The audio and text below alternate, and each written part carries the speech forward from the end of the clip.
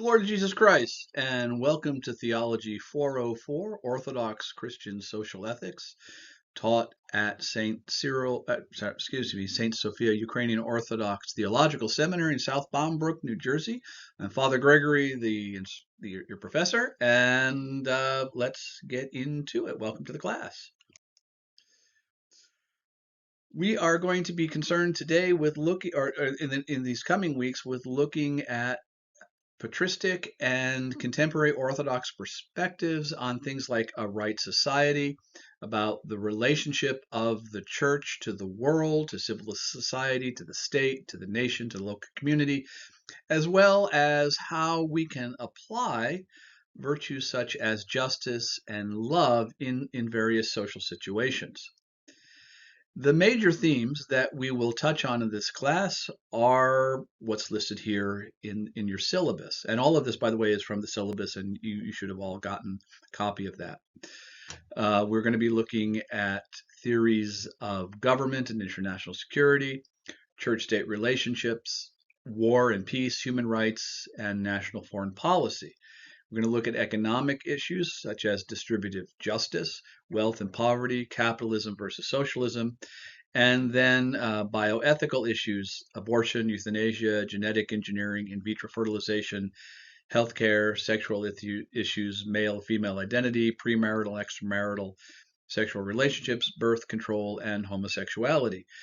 Most of this material will be situated within the context of broader lectures. So we're not going to be doing sort of specific, there won't be, for example, a specific lecture on birth control, but it'll be part of a larger conversation.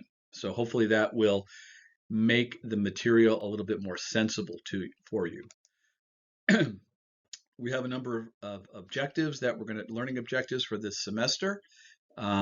We are hopefully by the end of the term, you'll be able to demonstrate both verbally and in writing your own understanding of some of the main themes of contemporary magisterial Orthodox social teaching. And I'll come back to that phrase, magisterial Orthodox social teaching, a little bit later in the semester.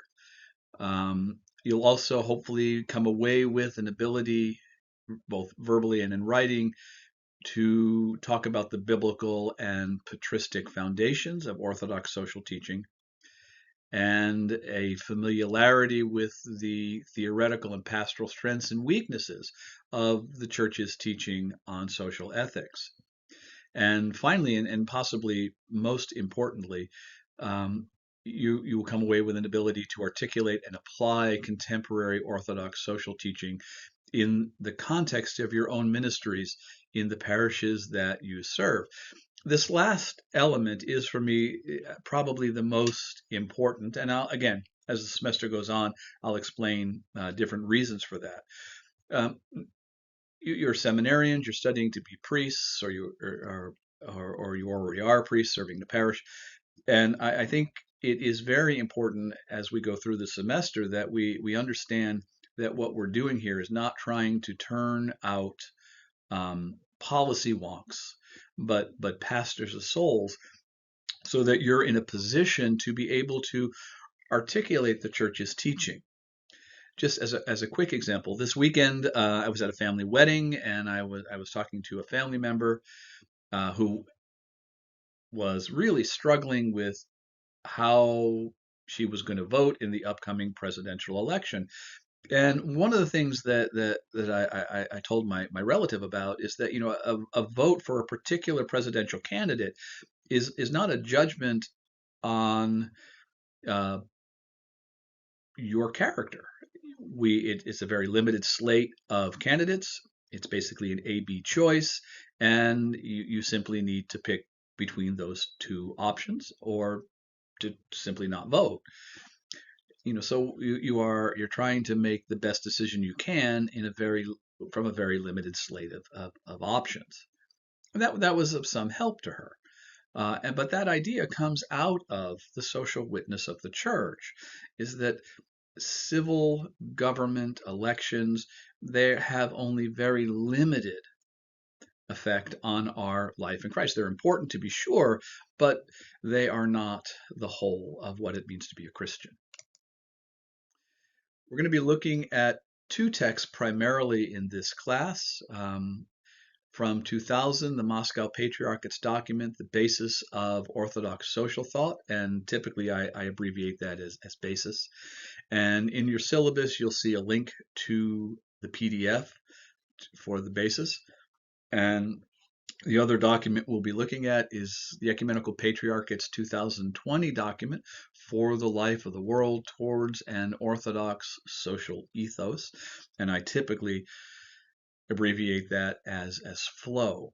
These are really the two foundational documents in Orthodox social ethics. These are both documents that have been promulgated by local churches, the first, the Moscow Patriarchate, the second, the Ecumenical Throne. And so they have a certain kind of theological or dogmatic, or moral weight for us as Orthodox Christians. This doesn't mean that either document is perfect or complete. In fact, as we go through the semester, I'll make some critical comments about both documents. But these are documents that we can and should read to get a sense of how the church is thinking about social ethics. There are also three suggested texts. They're not required, but they might be something that you find useful. Jonathan Haidt's Why Do They Vote That Way? From a summary of his earlier book, The Righteous Mind. And that gives you a sense of how people make moral evaluations and the different kinds of values that they bring to bear when making a moral decision. One of the things that's interesting is that even if we are working from the same set of moral values, we may not weigh each of those values the same, and that's going to result in seeming conflict. The second book is Bjorn Lomborg's The Best Things First. And what's helpful about this is that it examines some of the ideas that are put forward as to how governments might best meet the social or the personal needs of their citizens, or how something like the United Nations might be able to help people more on a broader, more global basis. What Lomborg does is looks at those things which are have a demonstrable history of success, and that becomes very important for us in social ethics when we move from general principles to application. Basically, what actually works. And as pastors, it's important for you to know not only how do people make moral decisions and how often conflicts in moral matters come from a different weighing of the same moral values, but it's also important to realize what are the things that actually work, and to use that as maybe as a springboard for discussion or ministry in your own parish. The third recommended text or suggested text is from the Pontifical Council for Justice and Peace in the Catholic Church, and that's the Compendium of Social Teaching. As you know, one of the things to keep in mind is that much of the ground covered in BASIS and FLOW is similar to what you find in Catholic social teaching. So the Compendium of Social Teaching from the Catholic Church, I think, gives you a broader and a more in-depth discussion of many of the themes that you will see in FLOW and BASIS. And again, if you're teaching or if you're talking to people in your parish, it's always good to have more information to hand than what you're communicating to the person or to your congregation. This is sort of the dull part of the class. I apologize, but we have to we'll just finish going through the syllabus as quickly as we can. Then I'll start the lecture proper. We will be using asynchronous video lectures for this class, which means that I'll post a 30 or 45-minute video once a week that you can listen to as it makes sense in your own schedule. The second element of the class is that there will be 5 short essays based on the reading and the lectures. Since the lectures are asynchronous and students have various work and pastoral schedules, the timing of these essays is really up to you. But you do need to submit 300 to 500 word essays in the course of the semester. How you sort that out, I'll leave to you the way that makes best sense for your own interests and needs. We will also have monthly 1 hour video chats on Saturday afternoon, whether now that's afternoon your time or my time. We're in 3 separate time zones. Mountain, I think Deacon Basil is in Mountain, I'm in Central, and then Father John is the Eastern time zone. So, but these are the tentative dates for those conversations, and we'll try to set up a time that works for all three of us.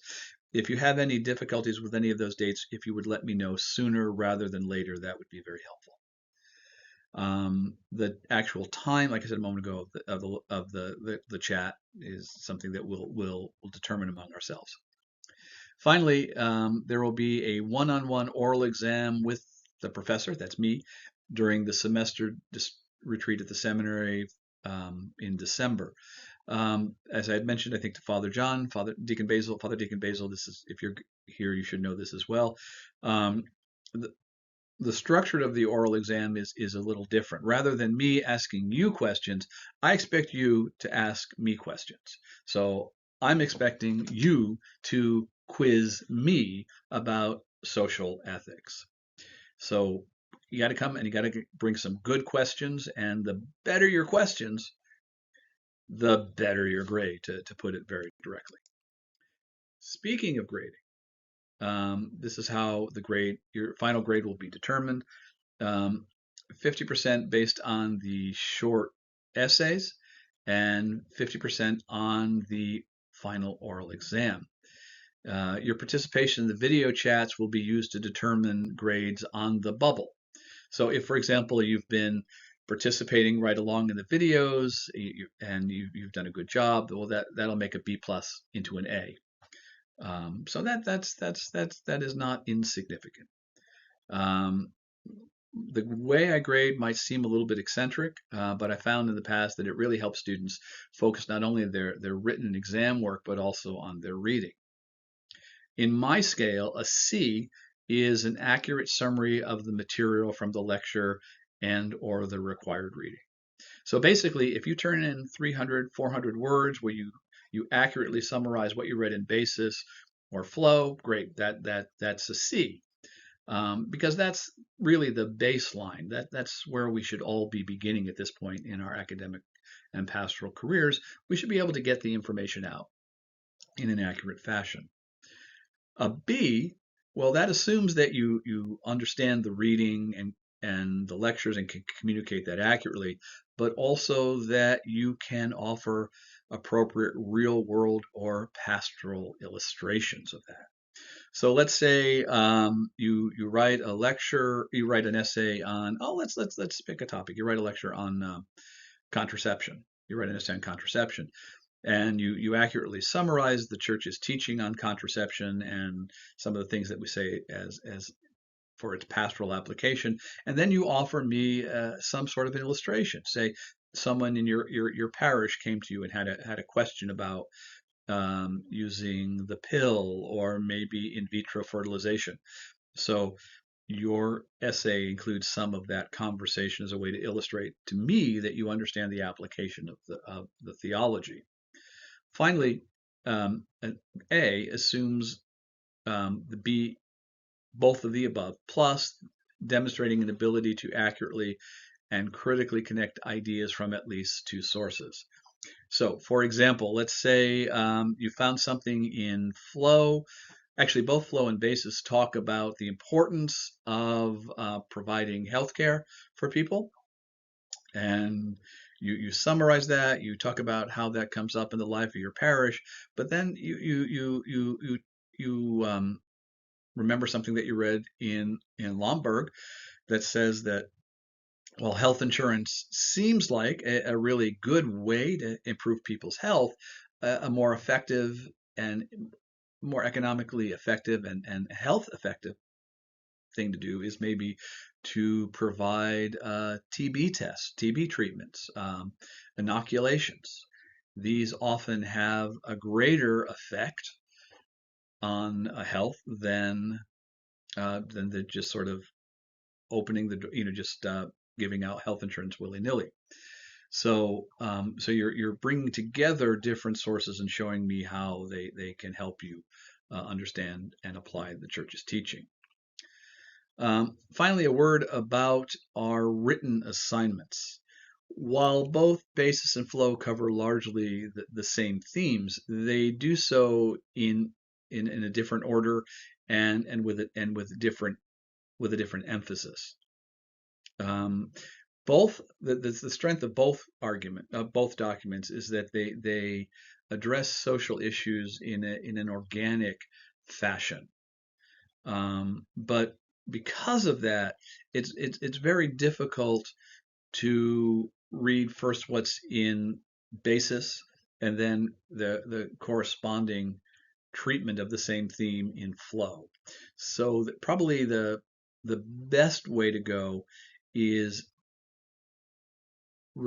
just read the documents from cover to cover. I would suggest starting with basis and then reading that all the way through, and then then going to flow and reading all the way through. What I've also done is I'll read a chapter in the basis, then I'll read a chapter in flow. But whatever works best for you in helping you understand each document on its own terms. All right.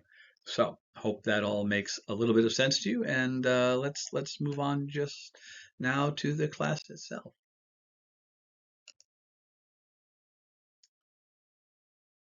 Let me go.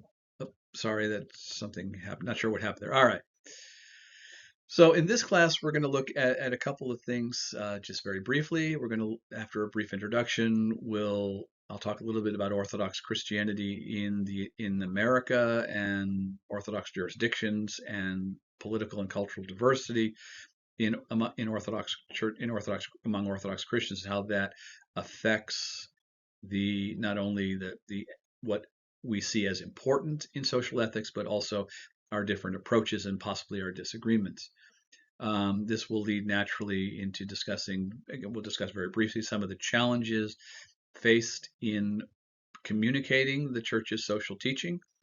And my solution, and this is, I don't think it's unreasonable, but it might just be eccentric to me, particularly to me, is that I tend to prefer to focus on vocation rather than policy. And as we go through the semester, why I choose that will become clearer. I hope, God willing, that's the intent anyway. And then we'll have a brief conclusion, and we'll go about the rest of our day. So let's start. The Apostle Paul, when he's talking to the Corinthians, says that he began with what he calls milk, with basic teachings, before moving to advanced aspects of the life in Christ, or what he calls the meat. He criticizes the Corinthians for their carnal behavior and highlights especially how envy and strife have led to divisions in the church. We read in 1 Corinthians 3, 1 through 4, "And I, brethren, could not speak to you as spiritual people, but as carnal, as to babes in Christ. I fed you with milk and not with solid food. For until now you were not able to receive it, and even now you are still not able, for you are still carnal. For where there are envy, strife, and divisions among you, are you not carnal and behaving like mere men? For one says, I am of Paul, and another says, I am of Apollos. Are you not carnal?" This passage is relevant to Orthodox social teaching, as similar sins to this are seen not only in contemporary society, but frankly also in Orthodox Christianity in America. Looking around the situation of Orthodox Christianity in the U.S., to say nothing of American society, it's hard not to see in ourselves the same, or at least similar sins that afflicted the Corinthians: envy, strife, and division. This is more, though, than just the existence of multiple jurisdictions. At the same time, well, let me phrase it. And why I point out that is because we need to be careful. I need to be careful that I don't simply equate sins with disagreeing with me. So you're not necessarily, I shouldn't really say to someone, you disagree with me, therefore you're a sinner. They are a sinner, but not necessarily because we disagree about some point of social ethics. The first thing we should say, though, I like to say, though, about those overlapping jurisdictions, those multiple jurisdictions, is that there really is nothing more American Christian than the existence of multiple Orthodox Christian jurisdictions. Historically, American Christians have organized their congregations not simply according to religious tradition or denomination, but also along racial, ethnic, and linguistic lines. This idea that somehow the different Orthodox jurisdictions, Greek, Ossetic, Antiochian, Serbian, Russian, Ukrainian, Romanian, Carpatho-Russian, Bulgarian, Georgian, that this is somehow unique to Orthodoxy is simply not true. There are analogous divisions in Roman Catholic parishes, or there historically have been in Roman Catholic parishes, and as well as Protestant congregations. My grandparents, a good example, both Roman Catholic. My maternal grandfather was Polish. My maternal grandmother was Irish. She went to St. John Vianney. He went to St. Stanislaus. She went to the Irish parish. He went to the Polish parish. They were both Roman Catholic, and then they got married. And it was a bit of a scandal. It was a bit of a mixed marriage, not on religion, but on ethnic grounds. And again, we see this kind of stuff again and again. We have German and Swedish Lutherans, for example. We have Hungarian Presbyterians and Scottish Presbyterians. We have in America historically seen all of these kinds of overlap, what we would call as Orthodox Christians, overlapping jurisdictions within a particular Catholic or within Catholicism and within the various Protestant communities. So on the one hand, for all that we are exotic as Orthodox Christians, we're also pretty typically American.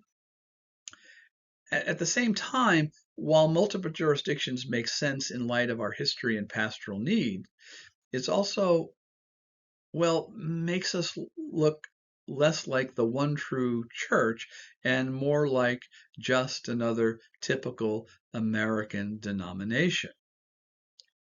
This second thing is important because even if it's unintentional, in replicating a typical American Christian response to ethnic and cultural diversity among the faithful, that is the creation of ethnic communities, we harm or we risk harming our social witness.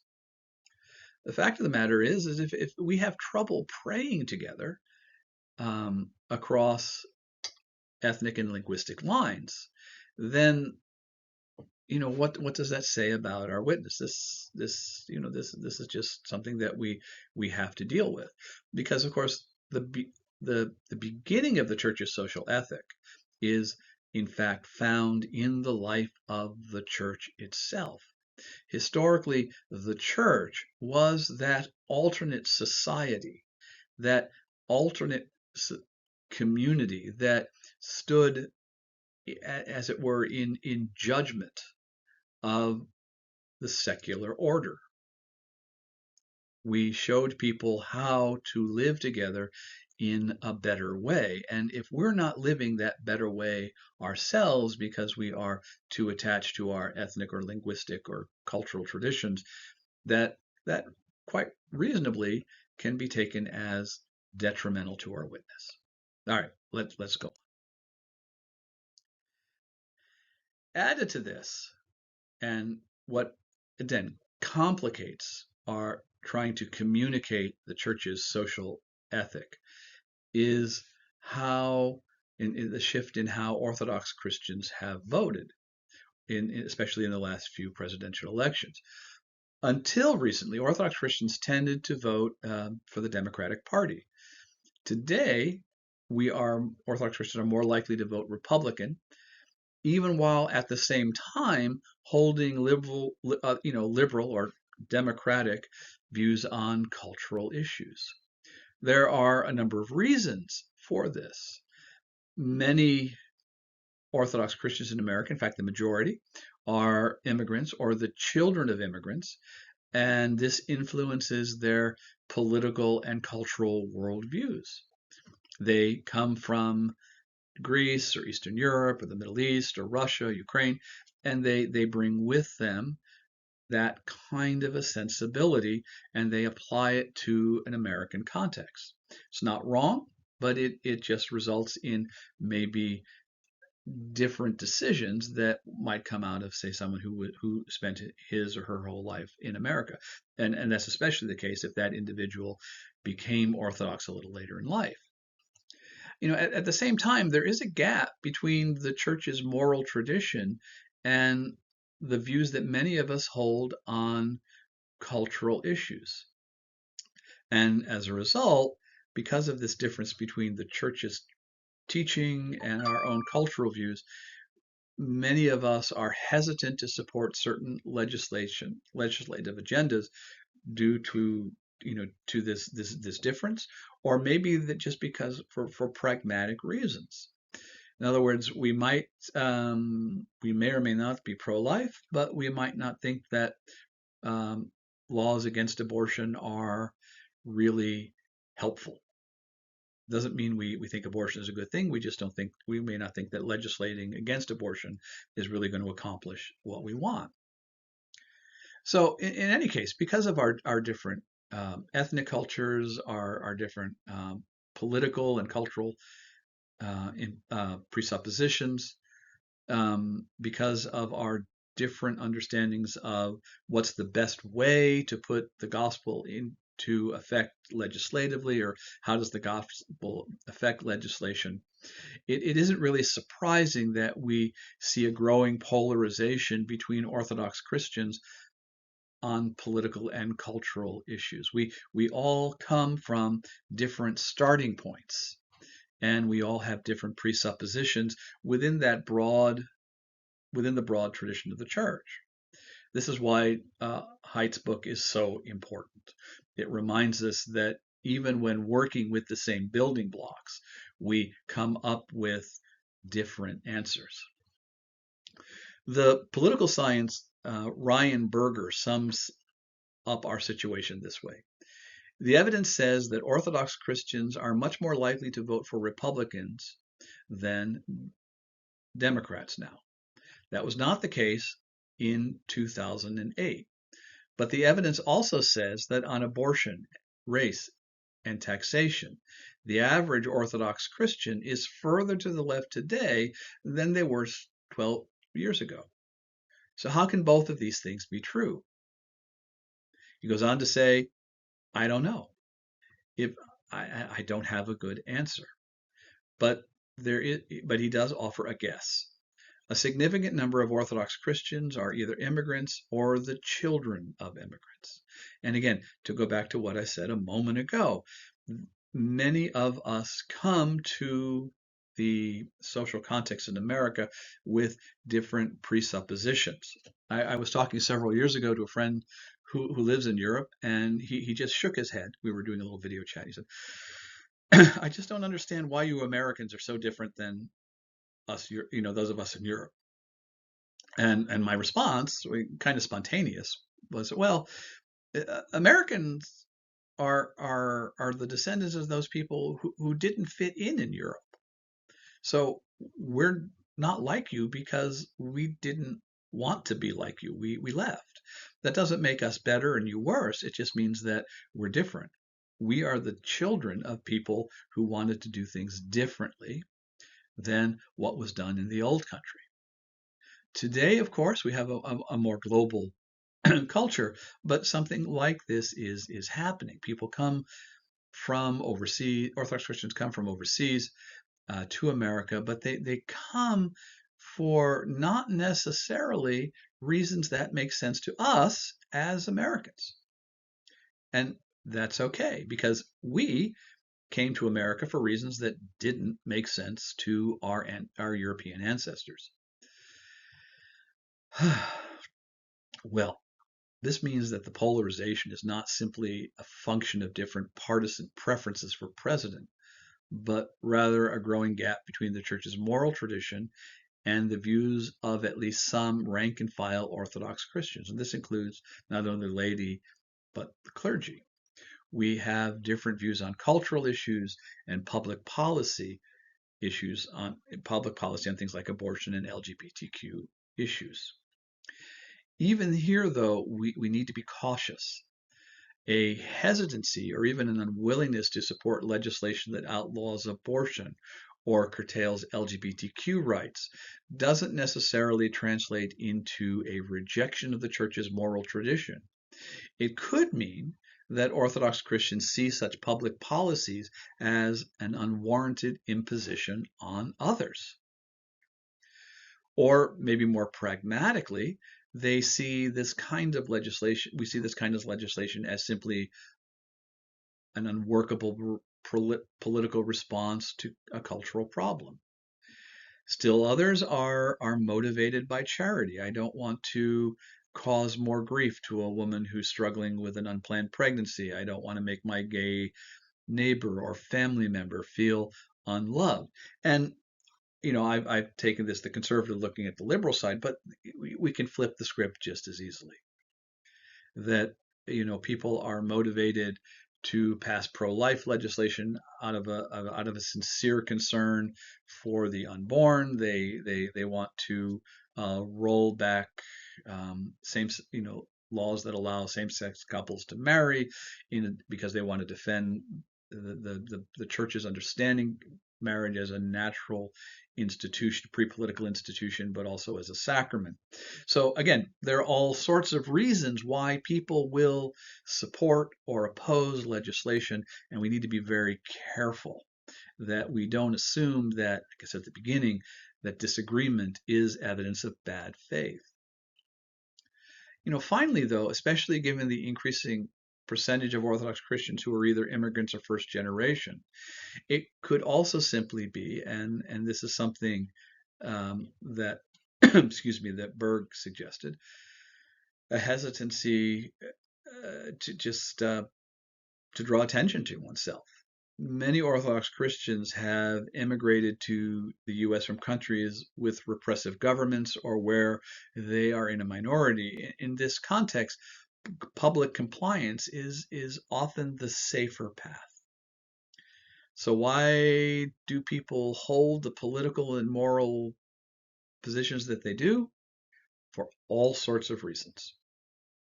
And it's incumbent upon us as pastors to actually put in the effort to understand why people believe what they believe and say what they say. With this in mind, when we look at magisterial statements on Orthodox social teaching, such as basis and flow, we discover that while they might be valuable for policy discussions in the public square, they are not necessarily helpful for the pastoral life of the parish. For an example, in an American context, the church's witness to Congress depends on our shared life in Christ. Politics are downstream from culture, which is in turn downstream from religion. And what we need to avoid is jumping ahead to those policy concerns without taking into consideration cultural differences, but also then what's going on in the life of the church broadly, in the diocese and in the local parish. Addressing individual struggles like abortion, gender issues, business challenges, war, healthcare decisions from a policy perspective is important. However, it can also drown out a pastoral response. Important as our public witness is, we can't ignore or minimize how we respond as partners, as pastors. We've seen this, for example, with what happened with abortion. Roe v. Wade is overturned, and the pro-life community is just ecstatic. Yay! Roe v. Wade is no longer the law of the land.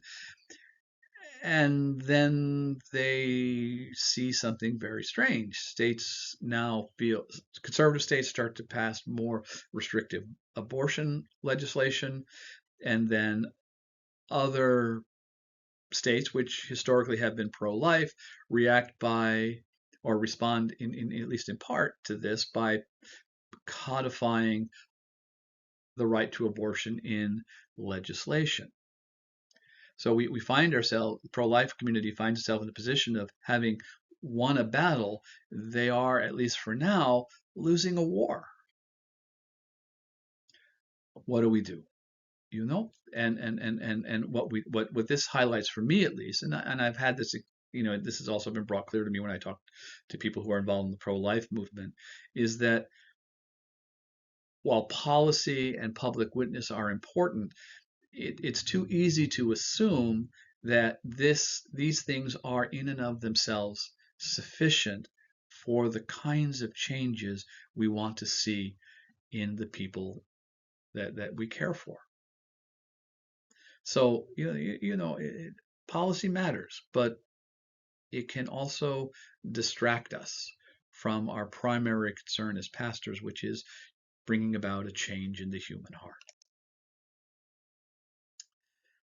As pastors, our concern is that we and those we serve are not only called Christians, but are actually Christians. Our concern in this class is the concern that we should have in the parish, which is helping people as they struggle to be faithful to Christ amidst the myriad moral questions they face in their daily lives.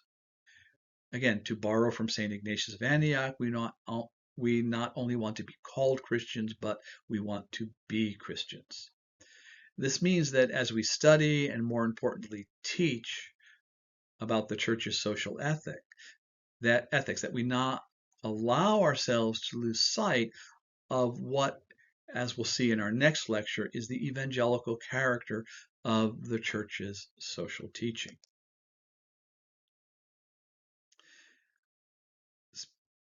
Specifically, and when we turn to recent magisterial statements on social ethics, I want to invite you to think with me about how an Orthodox Christian might live out his or her vocation in the context of American society.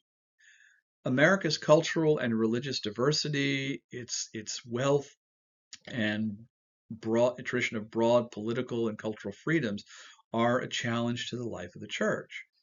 I'm a chaplain for Orthodox Christians and spiritual advisor for the OCF at the University of Wisconsin-Madison. And sometimes people will say to me that professors are turning our children into cultural Marxists or to liberals or whatever. And having been a university professor, I always had trouble getting kids to read the syllabus, much less changing their worldview. What generally happens in a university is what happens, I think, more broadly in society, is that our young people leave the parish and come to a situation which people who they admire, who they like, who are their friends, might even fall in love with, hold views very different from that of the Orthodox Church. No one's acting in malice. It's just meeting people who are good people, who are admirable people, who disagree with the teaching of the Church. That causes our young people to question their faith. And that questioning is not necessarily a bad thing, as long as we're there to help them answer those questions, to work through those questions for themselves. It's the same in the parish. We simply can't assume that people baptized as infants will continue in the faith when they are adults, if for no other reason than the fact that they have myriad other options on how they use their time, treasure, and talents. This means we need to offer people a reason to be Orthodox. And excuse me, when it comes to social issues, we need to give them a reason to hold to the church's social teaching.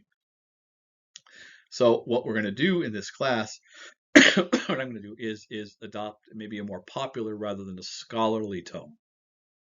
I'm not necessarily interested in you tracing back the patristic foundations of a particular issue. Be familiar with them to be sure, but fundamentally, what we should be aiming at is to look at the church's documents on social ethics as things that can aid us as we live our life in Christ in an American context. All right, well, I'm going to stop here for now. And if you have any questions, feel free to email me. Again, use the you can do that through Google Classroom. That's probably the best way to do it. Make sure that you include each other in that email. And again, Google Classroom is probably the best way to do that.